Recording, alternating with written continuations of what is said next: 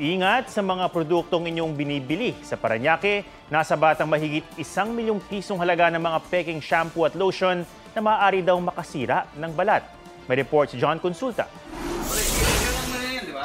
Aakalain mong orihinal ang mga shampoo, lotion at pabango na itinitinda sa loob ng isang mall sa Divisoria, Maynila.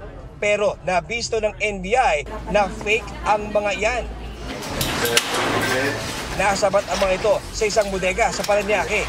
Ibinabagsak ang mga yan sa mga tindahan sa Metro Manila. Ayon sa NBI, ilang kumpanya na ang nagreklamo na lantarang pinipeke ang kanilang mga produkto. Kung sa appearance lang at kahit sa texture at amoy, akala mo talaga tunay. Pero yung mga kababayan natin na after sa mura, ay ito ang nabibili. Lubhang mapanganib ang paggamit ng mga counterfeit na produkto. Hindi kasi dumaan ang mga ito sa pagsusuri ng Food and Drug Administration.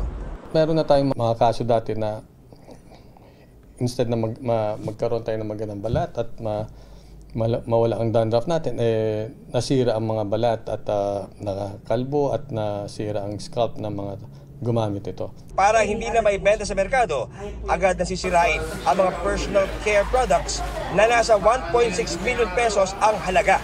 Kakasuhan naman ang paglabag sa RA 8293 o Intellectual Property Rights ang mga nahulihan ng mga pineking produkto. Wala pang pahayag ang pamunuan ng bodegang nahulihan ng counterfeit products. John Consulta, nagbabalita para sa GMA Integrated News.